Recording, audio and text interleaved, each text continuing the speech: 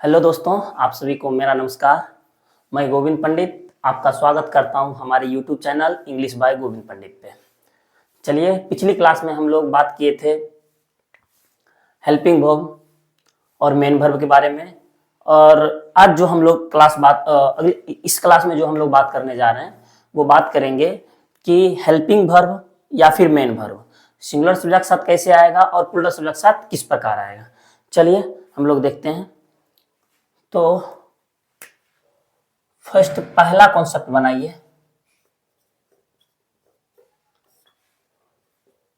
Singular subject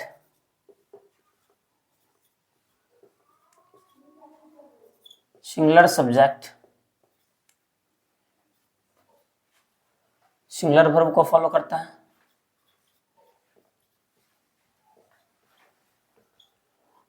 और plural subject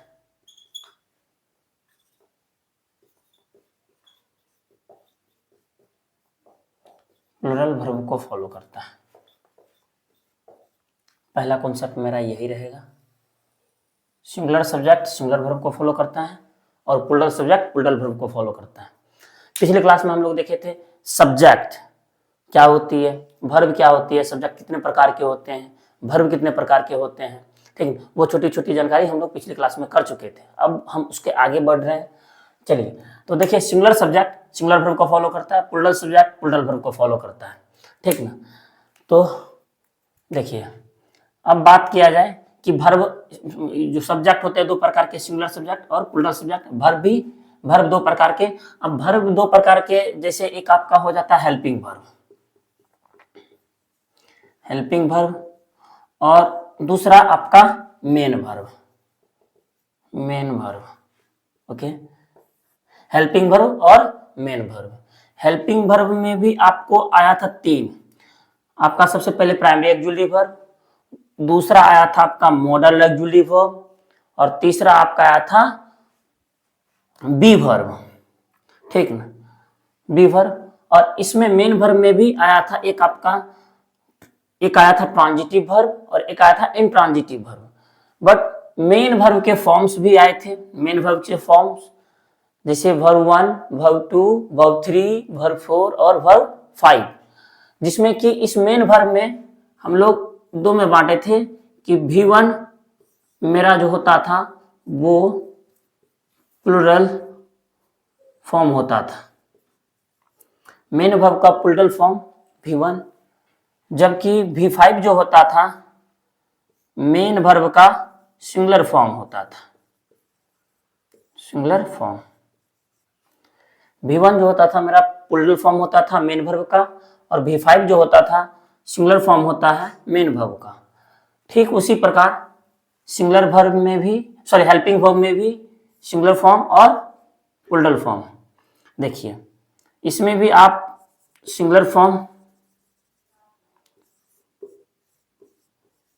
और इसमें भी आप इसका भी प्लूरल फॉर्म। ठीक है ना। अभी हम बताएं आपको क्या कि singular subject singular verb follow करता है, प्लूरल सब्जेक्ट प्लूरल वर्ब को फॉलो करता है। ठीक, वर्ब दो प्रकार के, हेल्पिंग वर्ब और मेन वर्ब। हेल्पिंग वर्ब के भी दो रूप होते हैं, दो फॉर्म्स होते हैं, सिंगुलर फॉर्म और प्लूरल फॉर्म। मेन वर्ब के भी दो फॉर्म्स होते हैं, प्लूरल फॉर्म और सिंगुलर फॉर्म। चलिए, अब हम लोग जो इसको सेंटेंस में लेते हैं, सेंटेंस में देखते हुए। ठीक, अब जैसे हेल्पिंग वर्ब का सिंगुलर फॉर्म हम बता चुके हैं पिछली क्लास में आपको कि जैसे इज, हैज, वाज। ठीक, इज हो गया, हैज हो गया, वाज हो गया। अब इसका प्लूरल फॉर्म में आर, इसमें डज भी दे सकते हैं, आर, हैव और वर, और दूसरी यहां डू। ये आपका सिंगुलर फॉर्म था और ये आपका प्लूरल फॉर्म था हेल्पिंग वर्ब का। अब देखिए, मेन वर्ब में हम लोग, मेन वर्ब का भी सिंगुलर फॉर्म और प्लूरल फॉर्म होता है। मेन वर्ब के सिंगुलर फॉर्म में प्लूरल फॉर्म V1 अपना रियल फॉर्म में, V1 अपना बेस फॉर्म में हमेशा क्या होता है, प्लूरल होता है। मेन वर्ब अपना बेस फॉर्म में हमेशा प्लूरल होता है। जैसे मान लीजिए गो, गो मीन्स जाना, जाना, मेरा मेन वर्ब है और मेरा V1 अपना रियल फॉर्म में है, इसी को हम कहेंगे पुल्डल फॉर्म, मेन वर्ब का पुल्डल फॉर्म। ठीक, अब इस V1 का सेकेंड नेम, वर्ब 1 का सेकेंड नेम होता है पुल्डल वर्ब, राइट। ये मेरा मेन वर्ब का पुल्डल वर्ब हुआ। अब देखिए ठीक उसी प्रकार कम, आना, ये भी मेरा V1 मेरा रियल फॉर्म में है, इसलिए मेरा पुल्डल फॉर्म, पुल्डल वर्ब हुआ। अब देखिए इसमें V5 में क्या होता है कि V5 का निर्माण जो होता है V1 प्लस S या ES या IES से मेरा V5 का निर्माण होता है, इसी को हम लोग कहते हैं सिंगुलर वर्ब। इससे बनता है V5 और V5 को ही हम लोग क्या कहते हैं, सिंगुलर वर्ब, सिंगुलर वर्ब। ठीक, V5 को हम लोग कहते हैं सिंगुलर वर्ब। अब देखिए एग्जाम्पल में, जैसे हम एग्जाम्पल में अगर हम ले तो सीता, ठीक, LAUGH, लाफ या फिर लाप्स, सीता लाफ या फिर लाप्स। देखिए सीता के साथ लाफ आएगा या फिर लाप्स आएगा, सीता हंसती है, ठीक है ना, सीता मेरा सिंगुलर सब्जेक्ट हुआ और ये मेरा पुल्डल फॉर्म ले लेगा। अगर V1 को हम देते हैं तो ये मेरा हो जाता है पुल्डल फॉर्म, जो कि मेरा सिंगुलर सब्जेक्ट है, और सिंगुलर सब्जेक्ट बता चुके हैं आप लोग को सिंगुलर वर्ब लेता है। ठीक, तो सिंगुलर सब्जेक्ट सिंगुलर वर्ब लिया, यानी आप अगर सिंगुलर फॉर्म कैसे होता है मेन वर्ब का, लाफ मतलब हंसना, और लाफ मेरा V1 अपना रियल फॉर्म में, V1 अपना रियल फॉर्म में पुल्डल फॉर्म होता है, जबकि पुल्डल वर्ब होता है, जबकि वर्ब अपना मेन वर्ब अपना रियल फॉर्म में S या ES या IES जोड़ ले, S या ES या IES जोड़ ले तो वो V5 का निर्माण करता है, that is called my singular verb. अब ये मेरा सिंगुलर सब्जेक्ट मसी फॉलोड कैसा verb, singular verb. Sita laughs, I mean Sita हंसती है, अगर सीता के साथ लाफ लगाते हैं तो ये फिर मेरा हो जाता है सिंगुलर सब्जेक्ट, और इसके साथ लाफ लग जाएगा तो मेरा हो जाएगा पुल्डल वर्ब, जो कि संभव नहीं हो सकता। तो बाबू सिंगुलर सब्जेक्ट सिंगुलर वर्ब हमेशा फॉलो करता है, पुल्डल सब्जेक्ट पुल्डल वर्ब फॉलो करता है, गॉट इट। अब जैसे एग्जांपल लेते हैं पुल्डल सब्जेक्ट का, वी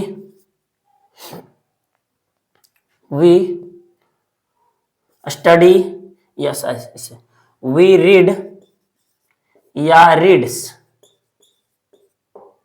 वी रीड या रीड्स। देखिए वी मेरा प्लूरल सब्जेक्ट और इसके साथ मेरा हमेशा पुल्डल वर्ब सब्जेक्ट में फॉलो पुल्डल वर्ब, ठीक, ना कि रीड्स।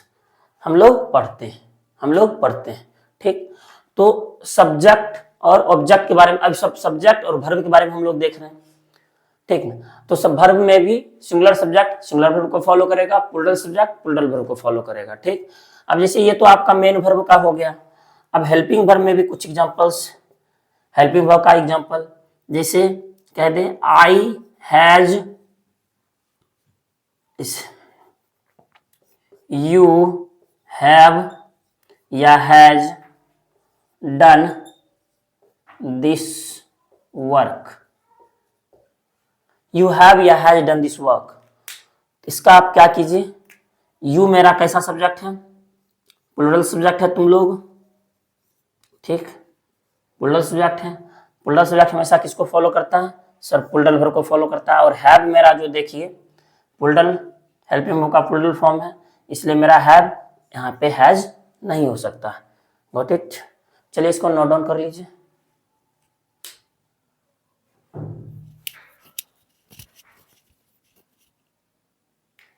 ओके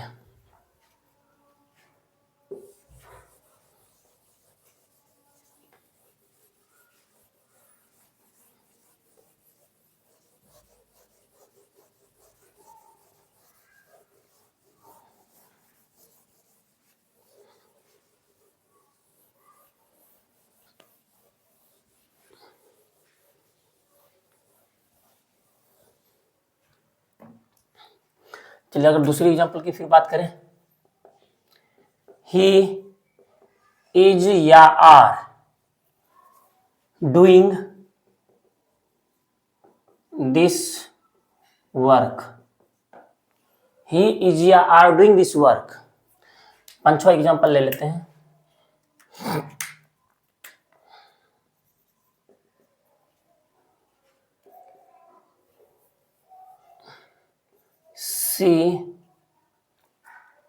सी डू या डज हिज वर्क। फिर अगला,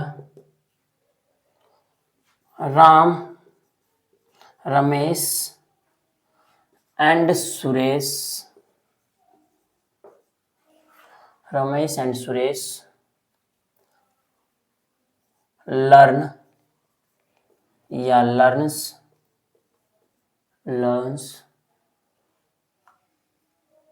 ठीक।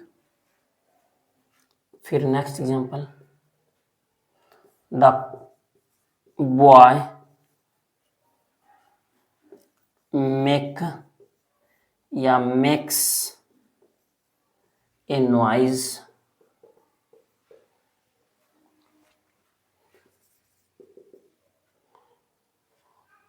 ओके। द cows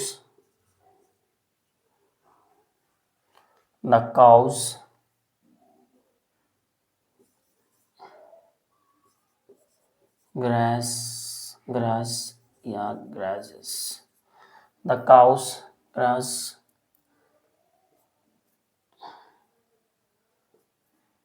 ठीक। चलिए, the girls is has या have done their work। चलिए एग्जांपल है कुछ, देखिए, ही इज या आर, ही मेरा सिंगुलर सब्जेक्ट है, ये मेरा सिंगुलर सब्जेक्ट है, तो वर्ब कैसा फॉलो करेगा, सिंगुलर वर्ब फॉलो करेगा, ना कि आर। तो he is doing this work, ठीक। अब देखिए सी मेरा सिंगुलर सब्जेक्ट है, singular subject must follow singular verb, तो सर डज फॉलो करेगा। सी डज हिज वर्क, वो अपना काम, वो उसका काम करती है। अगला देखिए, रमेश एंड सुरेश लर्न या लर्न्स, तो रमेश एक सब्जेक्ट, सुरेश दो सब्जेक्ट, और दोनों को एंड कंजंक्शन जोड़ रहा है, तो कहने का मतलब ये प्लूरल सब्जेक्ट हो गया। सर ये प्लूरल सब्जेक्ट, अब plural subject followed plural verb. Learn या लर्न्स, सर जिस भी वन में एस लग जाता है वो मेरा वर्ब सिंगुलर फॉर्म हो जाता है, लर्न्स नहीं होगा क्या, लर्न, ठीक। अगला, द बॉय सिंगुलर सब्जेक्ट है, singular subject must followed singular verb, make नहीं मेक्स एंड वाइज, ठीक। उसी प्रकार द काउज प्लूरल सब्जेक्ट है, तो ग्रासेस नहीं। अगला, द गर्ल्स हैज या हैज नहीं have, because the girls plural subject है, ठीक ना। तो कहने का मतलब कॉन्सेप्ट कि सिंगुलर सब्जेक्ट सिंगुलर वर्ब को फॉलो करता है, प्लूरल सब्जेक्ट प्लूरल वर्ब को फॉलो करता है। आई मीन सब क्लियर। चलिए इसको नोट डाउन कीजिए।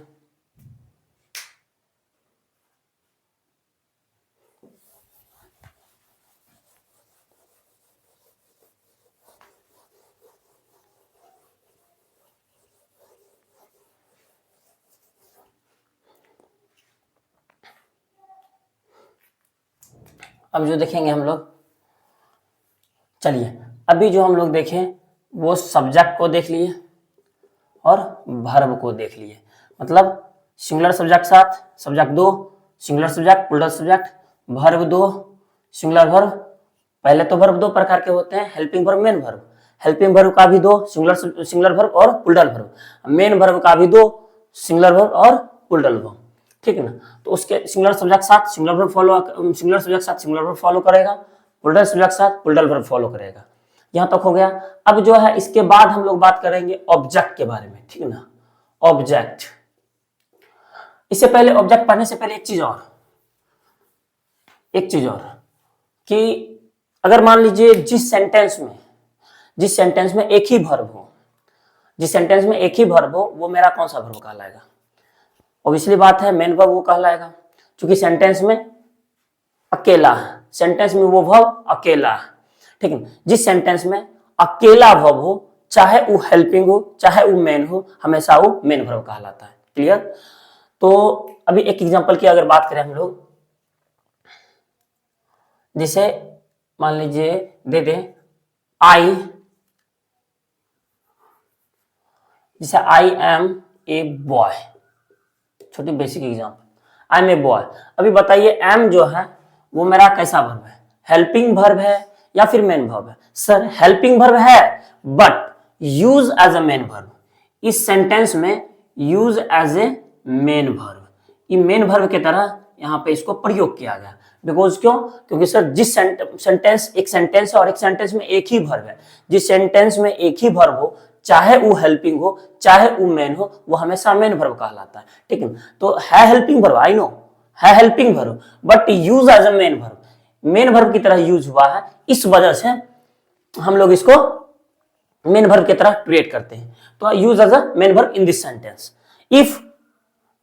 If a sentence there is only one verb, that is called my main verb, वह मेरा मेन वर्ब कहलाएगा, whether it is helping or main, चाहे वो हेल्पिंग वर्ब हो या फिर मेन वर्ब हो, वो हमेशा मेन वर्ब कहलाएगा, राइट। अब एक सेंटेंस और, जैसे he is doing his work, अब बताइए यहाँ पे he is doing his work, is जो है मेरा और डूइंग मेरा, देखिए यहाँ पे दो वर्ब की चर्चा हुई है सर, एक आया है हेल्पिंग वर्ब और एक आया है मेन वर्ब डू। याद करो डू का फॉर्म डू डिड, फिर डिड, डूइंग, डज, ठीक। तो ये मेरा V4 वर्ब मेन वर्ब का चौथा रूप, मेन वर्ब का चौथा रूप यानी कंटिन्यूअस फॉर्म, मेन वर्ब का दूसरा V4 का दूसरा नाम कंटिन्यूअस फॉर्म, राइट। तो ये मेरा कंटिन्यूअस फॉर्म है V4।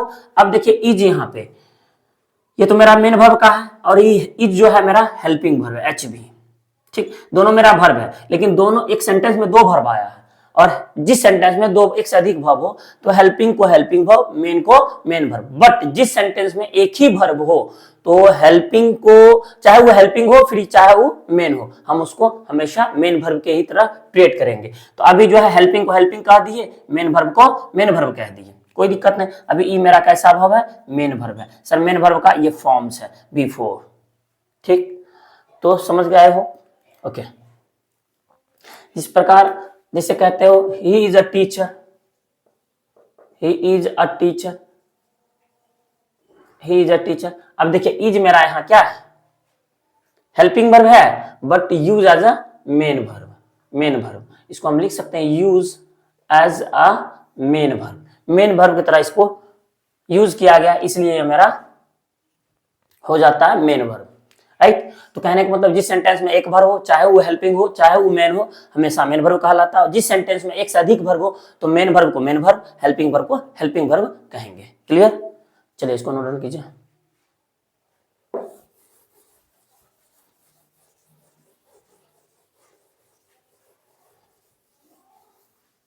अब जो हम लोग बात करेंगे वो बात करेंगे ऑब्जेक्ट के बारे में। सब्जेक्ट समझ गए, वर्ब समझ गए अच्छे से।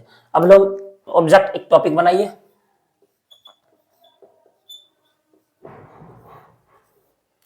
चलिए ऑब्जेक्ट के बारे में हम लोग बात करेंगे। ऑब्जेक्ट, ऑब्जेक्ट, ऑब्जेक्ट मेरा क्या है? सबसे पहले ऑब्जेक्ट इसको कहते हैं। तो सब्जेक्ट के बारे में हम लोग जान चुके हैं। सब्जेक्ट मतलब doer, subject is called doer, कर्ता सब्जेक्ट मेरा कहलाता है। वर्ब, वर्ब बता चुके हैं, जो मेंटल एक्शन को शो करे, जो फिजिकल एक्शन को शो करे, या फिर जो स्टेट को बताए, जो हैपनिंग को शो करे, जो पोजीशन को शो करे, वो सभी मेरा क्या कहलाता है? वर्ब कहलाता है। तो सब्जेक्ट समझ गए, वर्ब समझ गए, सब्जेक्ट के प्रकार भी समझ गए थे, वर्ब के प्रकार भी समझ गए थे। अब हम लोग देखेंगे ऑब्जेक्ट के बारे में, ठीक। तो ऑब्जेक्ट में क्या था? ऑब्जेक्ट मेरा क्या है? What is called my object, what is object, what is the object, right. तो देखिए ऑब्जेक्ट यहां पे कहता है object receives, object receives the effect object receives the effect of an action, object receives the effect of an action in a sentence, in a sentence, object receives the effect of an action in a sentence, object जो है subject का, object receives the effect of an action in a sentence, ठीक है। Object जो है verb के effect को क्या करता है, रिसीव करता है। जैसे अगर हम कह दें कि आई राइट एग्जाम्पल में अगर बात करें, मैं एक पत्र लिखता हूं, तो बताइए मैं एक पत्र लिखता हूं, मैं सब्जेक्ट हो गया और पत्र लिखना मेरा वर्ब हो गया, लिखना मेरा वर्ब हो गया, और लिख क्या रहे हैं भाई, पत्र, और सब्जेक्ट का प्रभाव उस पर तो पड़ रहा है, पत्र पे पड़ रहा है, आखिर भाई पत्र जो है लिखा रहा है, राइट, पेज जो है फुल हो रही है, मतलब आई मीन वर्क शो हो रहा है, ठीक है। तो हम कह सकते हैं I write a letter, I write a letter, कहने का मतलब ये object receives the effect of an action, verb के प्रभाव, अगर वर्ब का प्रभाव ऑब्जेक्ट पे पड़े, वर्ब का प्रभाव ऑब्जेक्ट पे पड़े, तो कहने का मतलब ये मेरा ऑब्जेक्ट कहला जाएगा। वर्ब का प्रभाव जिस पे पड़ रहा है वो मेरा क्या हो जाएगा, ऑब्जेक्ट हो रहा है। जैसे कि इसका प्रभाव इस पे पड़ रहा है, ए लेटर पे, कि भाई जो लिख रहा है वो लिखा रहा है। अभी जैसे हम इस आई राइट ए लेटर लिखे, तो आई मेरा हो गया सब्जेक्ट, राइट मेरा हो गया वर्ब, ठीक ना, आई मेरा सब्जेक्ट, राइट मेरा वर्ब, ठीक है। ए लेटर मेरा क्या हो गया सर, ऑब्जेक्ट हो गया, क्योंकि इसका प्रभाव इस पे पड़ रहा है। ये लिखना जो है मेरा एक्शन है, लिखना मेरा एक्शन हुआ, और एक्शन को शो कर रहा है। ये एक्शन का मतलब क्या कर रहा है, object receives the effect of an action, object जो है रिसीव करता है, लेता है an action in a sentence, किसी भी सेंटेंस में।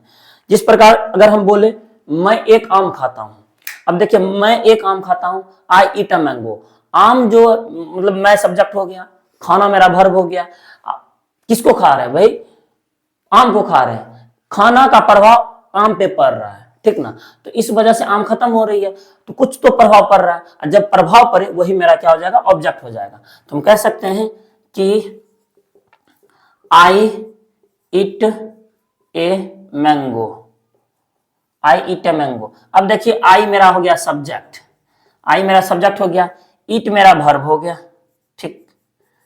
अब ए मैंगो जो देखिए, ए मैंगो जो हुआ, ए मैंगो, ये मेरा क्या हो गया सर, ऑब्जेक्ट हो गया,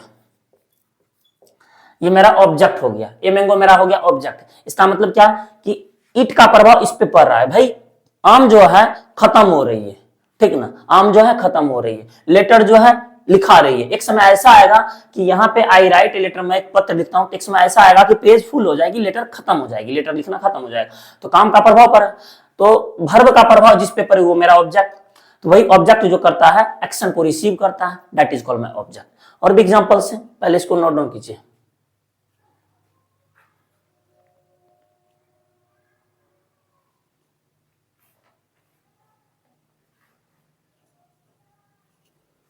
चलिए देखिए,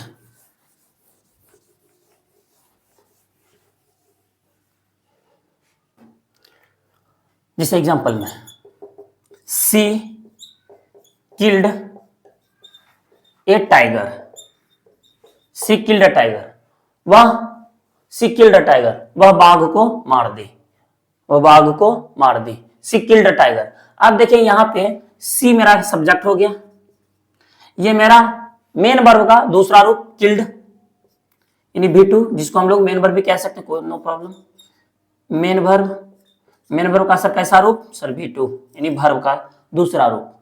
अब ए टाइगर, उसने बाघ को मार दी, मतलब बाघ खत्म, बाघ मर गया, तो कहने का मतलब वर्ब का प्रभाव इस पे पड़ा, बाघ को मारने से मर गई बाघ, खत्म हो गई, ठीक है। तो ये मेरा हो गया सर ऑब्जेक्ट, ओके। अब जैसे देखिए एक और एग्जांपल, आई, जैसे ये देखिए I am playing, I am playing football,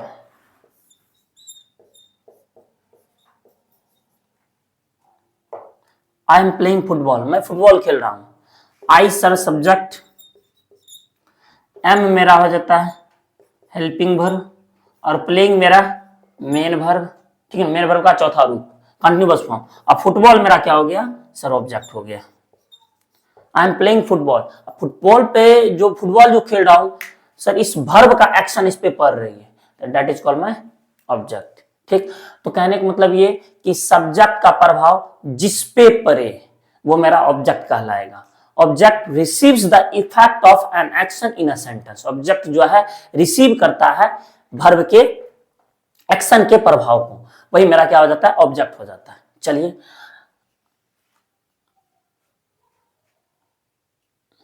okay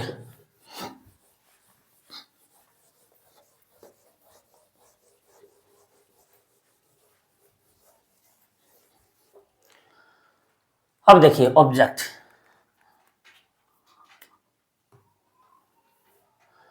अब जो है ऑब्जेक्ट के टाइप देख रहे हैं, ऑब्जेक्ट समझ गए हो, ऑब्जेक्ट के टाइप देखेंगे। ठीक, तो अभी हम लिख सकते हैं एक इसका हेडिंग बना के, टाइप्स ऑफ ऑब्जेक्ट।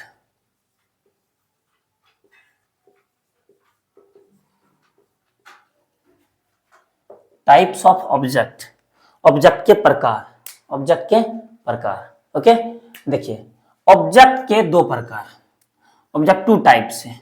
एक होता है डायरेक्ट ऑब्जेक्ट, एक सर आपका होता है indirect object.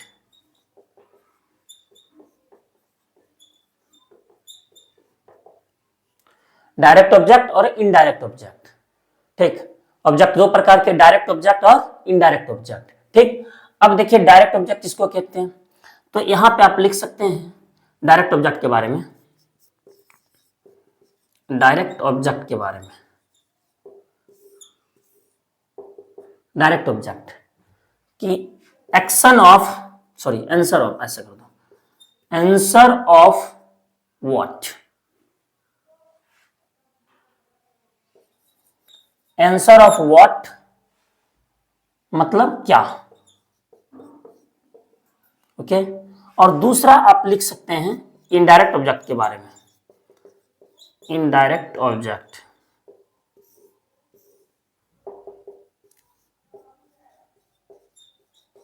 Answer of whom, किसको या किसे, हिंदी इसका होता है आंसर ऑफ whom। ओके, तो आंसर ऑफ व्हाट क्या, और आंसर ऑफ whom किसे या किसको। ठीक, अगर जिसका आंसर व्हाट से आ जाए, जिसका रिप्लाई व्हाट से आ जाए वो मेरा डायरेक्ट ऑब्जेक्ट होगा, और जिसका रिप्लाई whom से आ जाए, जिसका आंसर whom से मिल जाए वो मेरा इनडायरेक्ट ऑब्जेक्ट होगा। जैसे कहते हैं I play football, I play football, मैं फुटबॉल खेलता हूं, मैं फुटबॉल खेलता हूं। अगर इससे पूछा जाए कि, अब इससे पूछिए क्या से, आई प्ले फुटबॉल, मैं क्या खेलता हूं, आई प्ले फुटबॉल मैं क्या खेलता हूं, सर इसका रिप्लाई मिल रहा है व्हाट का, क्या, फुटबॉल, फुटबॉल खेलता हूं, मैं क्या खेलता हूं, फुटबॉल, और फुटबॉल मेरा क्या हो गया, डायरेक्ट ऑब्जेक्ट। ये मेरा डायरेक्ट ऑब्जेक्ट हो गया। ठीक, आई प्ले फुटबॉल मैं खेलता हूं क्या, फुटबॉल, तो ये मेरा हो गया डायरेक्ट ऑब्जेक्ट। आप अपने से 3-4 सेंटेंस लेके बनाइए, आपको क्या होगा कि वैसा सेंटेंस जिसका रिप्लाई व्हाट से मिले, वैसा सेंटेंस मतलब कि वैसा उस सेंटेंस, जिस सेंटेंस में व्हाट का रिप्लाई मिल जाए वो मेरा डायरेक्ट ऑब्जेक्ट हो जाएगा, और जिसका रिप्लाई whom से मिले वो मेरा इनडायरेक्ट ऑब्जेक्ट हो जाएगा। जैसे मान लीजिए एग्जांपल यहां पे,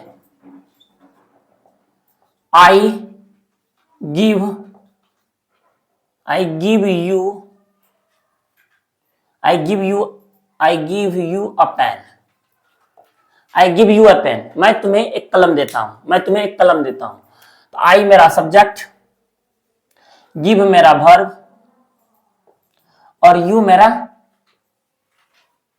और ए पेन मेरा, I give you a pen, मैं तुम्हें एक कलम देता हूं, मैं किसे क्या देता हूं, मैं किसे क्या देता हूं, या मैं किसको क्या देता हूं। सर क्या का जवाब आया पेन, यानी व्हाट का रिप्लाई ये आया, और whom का रिप्लाई ये आया। मैं तुम्हें एक कलम देता हूं, मैं किसे क्या देता हूं, मैं तुम्हें एक कलम देता हूं। तो whom का जो रिप्लाई मिला ये मिला यू, और व्हाट का जो रिप्लाई मिला ये मिला ए पेन। ठीक, तो ये मेरा हो गया क्या, इनडायरेक्ट ऑब्जेक्ट, और ये मेरा हो गया सर, ए पेन मेरा हो गया डायरेक्ट ऑब्जेक्ट। डायरेक्ट ऑब्जेक्ट कहने का मतलब क्या कि answer of what direct object, answer of home indirect object, और ऑब्जेक्ट जो व्हाट या होम का रिप्लाई कर दे वही मेरा क्या हो जाएगा, ऑब्जेक्ट हो जाएगा। ठीक, तो चलिए इसको नोट डाउन कर लीजिए प्लीज।